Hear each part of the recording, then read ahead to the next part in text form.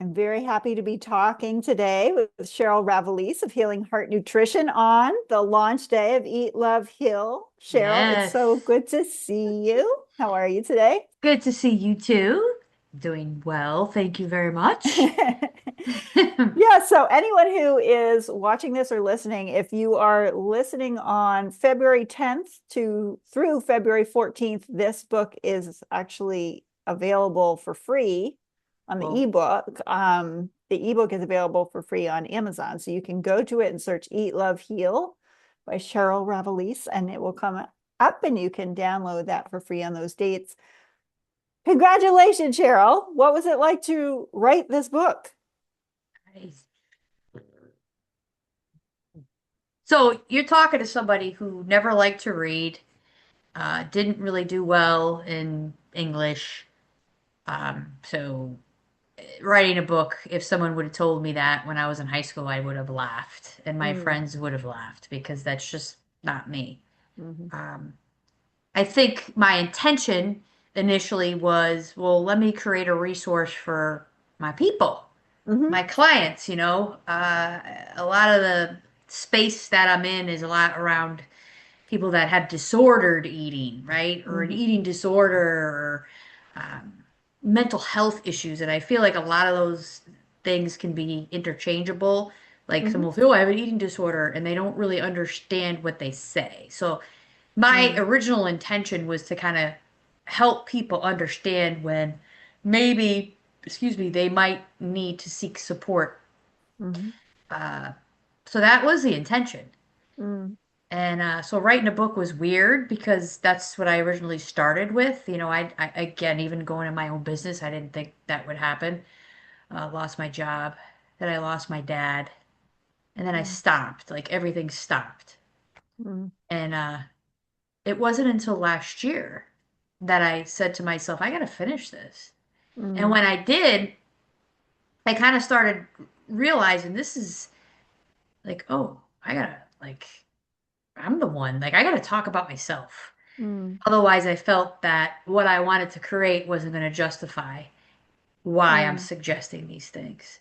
mhm, Because a lot of what I do is been my practice. mm, So that's how writing the book went. So it really wasn't something that was planned.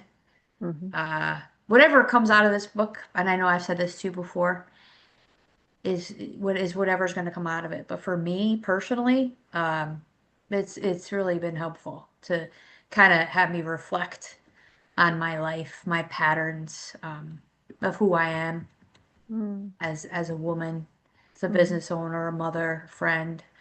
Um, so it's I would recommend writing to anyone. I can't believe I mm, just said that, but it's very healing. mm, And I think having you, like I felt, the connection we had in our mhm, conversations, it couldn't have been like it needed to be you. Otherwise, I mm, don't think because when I had attempted initially, I had another person that I was introduced to, and it just I think that's one of the reasons why I probably quit. Because it just didn't feel right. mhm, So mhm. that was a long answer. Sorry. It's a perfect answer.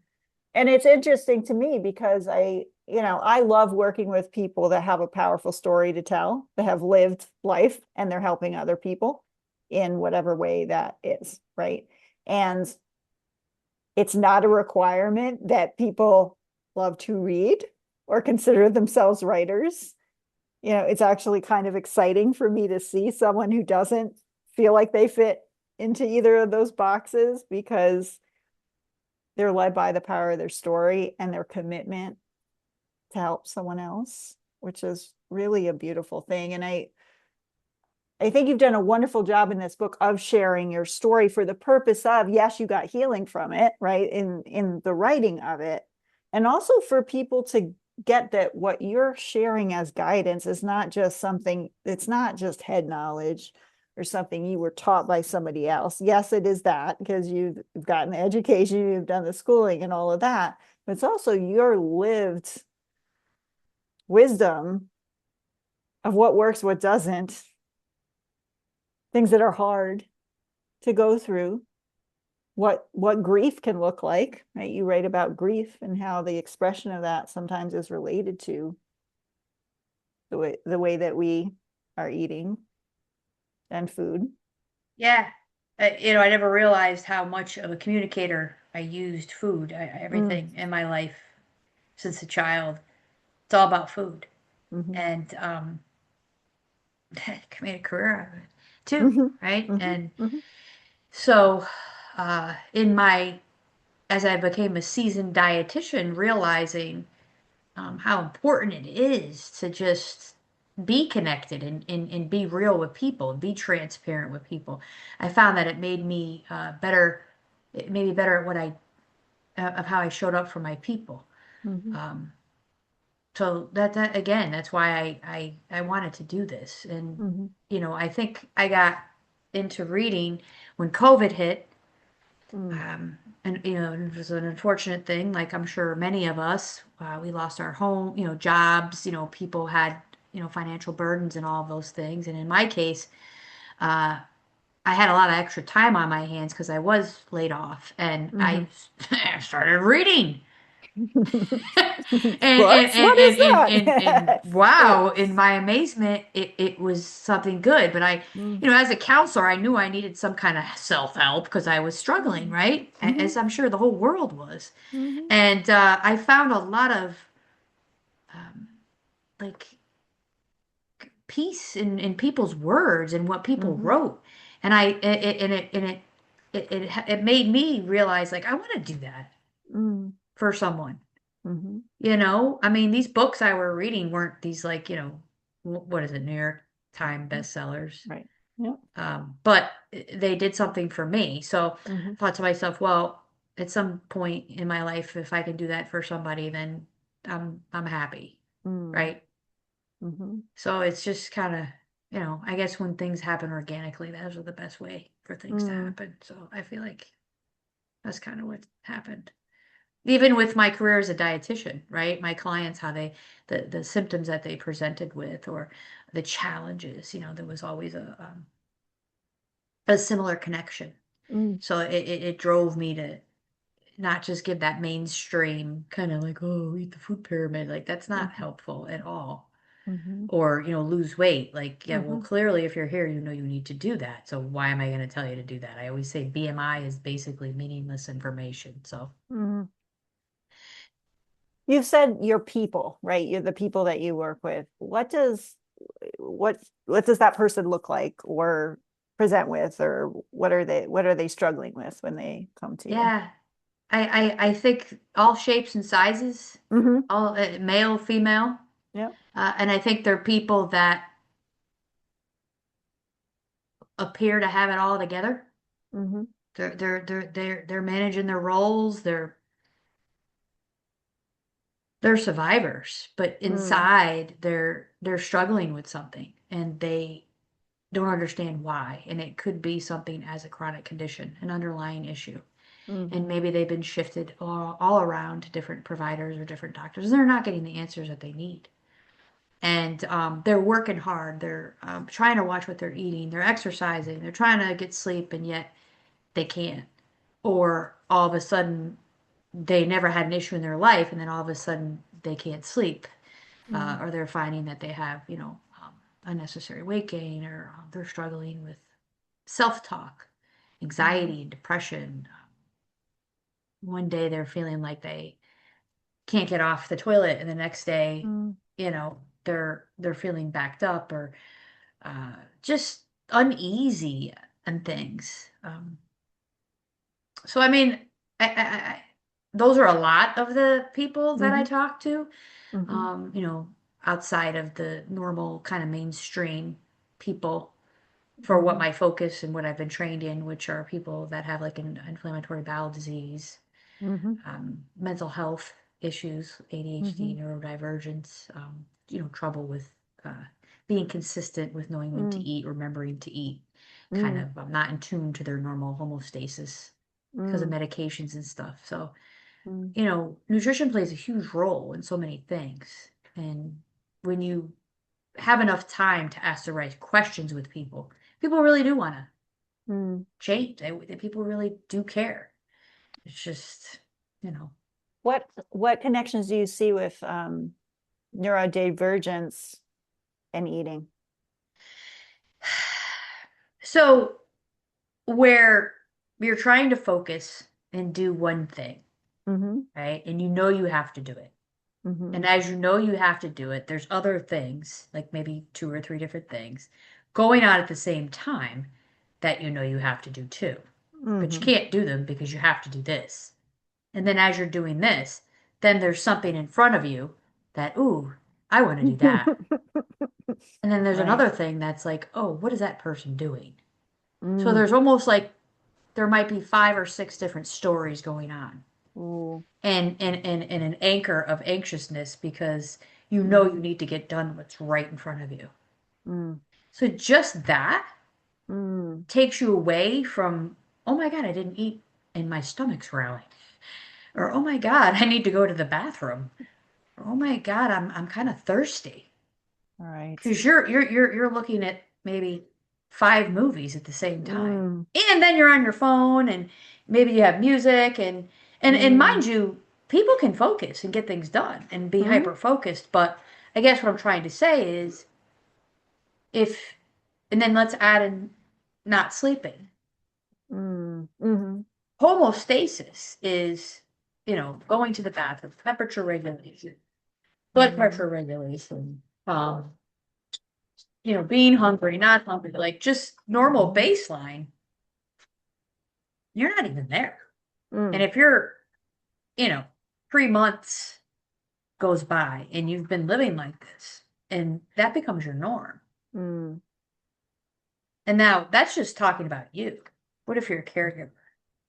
What Right. if you have a high leading job, you're an executive, and you're running a business, right? Right. So, and then again, it's just, we call it neurodivergence or whatever now. Mm. We have a name for it, Right. but it's really just the way our body processes things and the lack of interconnectedness that within your own self, of not knowing your own self, and then that continuous lack of paying attention can create chronic conditions. Mm. And autoimmunes, oftentimes, a lot of times, autoimmune because the body's working overtime.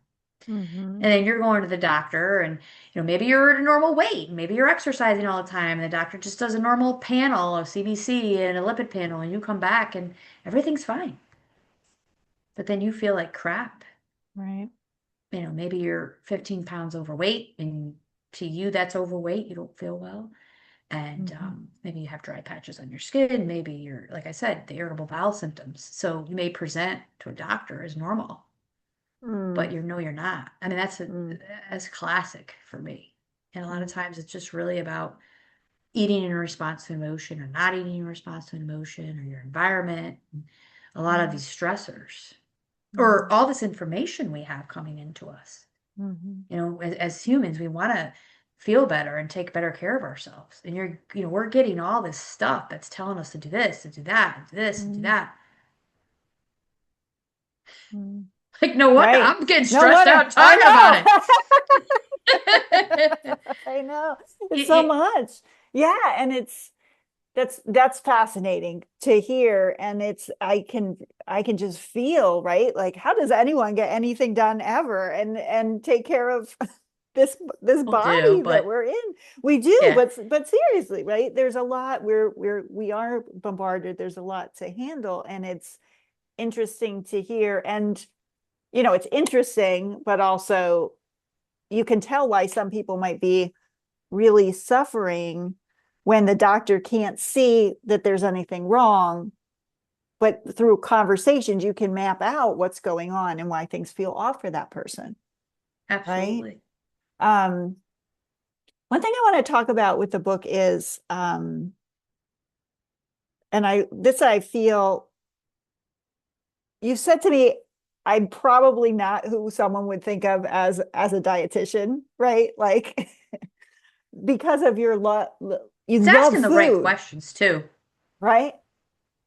you love food, right? I You love talk food. about you Yes. love food. Oh yeah. You're like we talk a lot about how food has played such an important role in your life and the way that you connect with other people, right? And I can relate to that, right? I love food. I love connecting with people. And but a lot of times we hear like emotional eating and it's like there's something wrong, like there's something wrong with people that have emotion tied to food. But of course we have emotion tied to food, right? That's It's normal, but that's normal. normal. Right. And we should, right? I mean, Right. Right. Right. And we have some wonderful recipes in the back of the book too. Right? I think so. Do you Yeah. want to talk about some of the recipes and where they came from? Well, so my, my father was such a good cook, and I just, everything was always about food in our family. So like you could be eating Christmas dinner and everyone would be talking about like, okay, well, what are we gonna have for New Year's? Like, you'd be eating dinner and everyone know what you want to have for breakfast. It's just always Right. something. So my father was always just a really good cook. Not that my mother wasn't, but my father always was. And, Mhm. my grandfather, they used to have produce businesses, always tons and tons of food around. So he used to bring stuff home all the time, the stuff that no one would buy. Not that it was bad stuff, but, you're not going to sell a bushel of peppers if half of them are kind of slimy, right?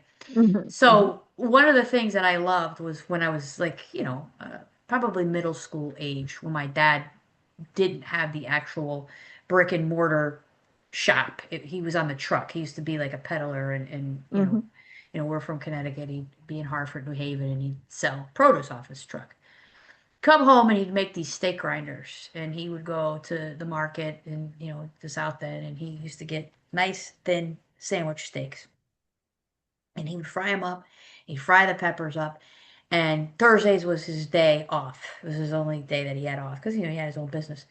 And I remember like getting off the bus, and my sister used to be annoyed that he was home because he used to like ride her to make sure she'd do her homework. He didn't bother me because I like to eat his food. So I just remember those Right. were like my favorite. So steak sandwich he used to make with the fried peppers, and it just would depend what Mm. pepper he had, whether they were the Cubanelles, long hots, or just the regular old bell peppers. And Mhm. with those steak and always some kind of good bread, and it's so simple, but yet it was Mm. just that memory of that of knowing on Thursday I'd get off the bus and there'd be some food that I Mm. know I would like, or some kind of Mm. sausage or something that so that I think I have a steak grinder recipe in there. I think I put one Mhm. in there. I know Mhm. I definitely put the Italian cold cut sandwich. Mhm. My Mhm. father just was big on sandwiches, and he Mm. always had some kind of good bread. We were very fortunate growing up. The South End of Hartford always had some really decent bakeries. Mm. Um, so I don't know if it's a recipe. A lot of those, the whole back of those recipes are because no one ever did any recipes. It was kind of just done. So the Right. fun thing about it was, it gave me an excuse to make all this stuff, right? Right. And I'm always I feel like I always have to have an excuse because then it justifies. And it's Mhm. like as I've gotten older, I'm not the kid anymore. Mm. I'm the adult. Mhm. And a lot of my cousins, if they have their own families, no one's ever coming over. I mean, they occasionally do, but it's, then I get stuck with all this food and I eat it. Mm. Mhm. Mhm. So, Is there any part of the book that you'd like to share or just talk about yeah, any here we piece of go. it? If I had to share something, it would probably be the one chapter that is about the purpose of the original intention of the book. Mm. And that was about everyone has a purpose.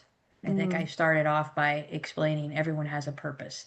Mhm. And before I get to my point, like I always do, I always have to tell a story. So Mhm. I told this story about people that I grew up with as a young adult to where I am now, who I really admired. And Mm. they happened to be, chefs. And I talked about how each one of them in their own way encouraged me to kind of come out of my comfort zone. Like Julia Childs was who I first brought up, and it's because Mm. I always thought she was weird, like the way she talked and just looked. She was just, to me, my perception of her was she was just this kind of like weird, odd looking, out of place woman that made French cuisine that I was not ever exposed to. And Mhm. The Joy of Cooking was like my first cookbook, and it had all the classic French recipes. And I, didn't grow up like that. And I Right. just was so, she used to be on Saturday morning. So, it was the first time I saw a woman at that too, right? Mm-hmm. Um, so that, was her purpose, whatever her purpose was for me, for a young kid. It made me really see that cooking just wasn't what we had. It could be Mm. so much more. And Mm. then, I went on to talk about Alex Garicelli and then Bobby Flay. And the whole chapter is essentially about a purpose, that we all have a Mm. purpose. And I think that is the baseline, especially when I get a client that's coming to me that's struggling. A lot of them are struggling with some type of self-talk. Mm-hmm. We want to say mental health. I mean, mental health is a huge umbrella. Let's just make Mm-hmm. it simple and say self-talk. Like, Mm-hmm. what is your internal dialect? And, Mm-hmm. mine for so long sucked. Mm-hmm. And there's still now at times on days I'm like, sure, what are you doing? Right. Like, flip that. That's Mm-hmm. not, you don't want, that doesn't feel good to think that way about you. So, you know, I'm happy that I'm okay to be in a space in my life to share that and kind of not Mm. have to be a hot mess and say that, you know what, if I'm having a bad day, I'm allowed to have a bad day, but I'm not allowed to just tell myself you're a piece of crap. Mm-hmm. I'm just a human, and you know what? Today was a rough day for me, and Mm-hmm. maybe I could have reacted a little bit differently, Mm-hmm.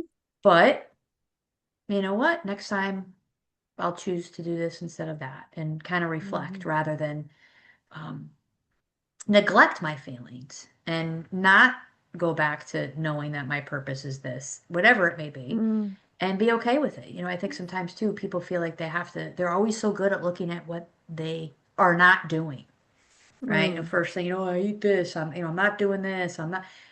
Okay, Yeah. I want you to tell me what you are doing. And Mm-hmm. and and they're always like, what? Like, let's look at what you are doing, Mm-hmm. right? So if I had to share anything about the book, that's really what I hope that message is. I mean, yeah, I talked a lot about myself, but I really try to be intentional and to really hopefully drive the message of that we all have a purpose. I don't care if Mm-hmm. it's as simple as watering flowers in a Mm-hmm. community garden every day. Every Mm-hmm. single living thing on this earth has a purpose. Mm-hmm.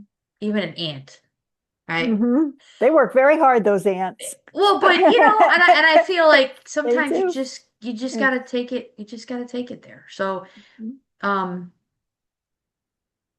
yeah, I don't know if that's sharing, but without That's giving beautiful. the Yeah, whole yeah. thing away, but Right.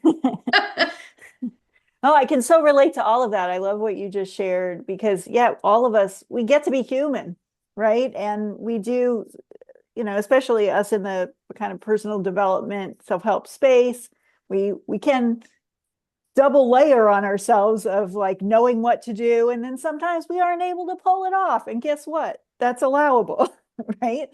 Um, so I love that you embody that and really help people through so much, right? What does it actually take to shift the way that we talk to ourselves? Because it's not an easy fix. It takes years, it takes time, but it's totally doable, right? it is. And if you're just eating Nutella and crackers every day, Mm-hmm. or occasionally, popping a frozen dinner, and Mm-hmm. how do you expect to support your brain health? Mm. Like, Mm-hmm. when you look at the physiology of your body, like that's a whole other book. But, Right. you know, if you really want to get into the mental health piece, I mean, we talk about amino acids and Mm-hmm. their role and how they play in our mood stabilizing hormones and, Mm. melatonin and serotonin and not melatonin, serotonin, dopamine, norepinephrine, all these different mood stabilizing Mm, hormones, and you have different neurotransmitters, and so nutrition is huge. And then you think of micronutrients and trace minerals, and mm, now our soil isn't even soil anymore; it's dirt. So, mhm, 15 years ago, I wouldn't encourage anyone to go on any kind of a supplement. Where now it's kind of like, I have a few that I generally mm, will recommend. mhm, At least 85% of my sessions mm, I do. mm, Um, so the thoughts and the mental health is only one piece of it. mm, Nutrition, people don't give nutrition enough credit. mm. They just don't. Mm. How do people get in touch with you if they want to connect? What's the best way to reach you? Best way is,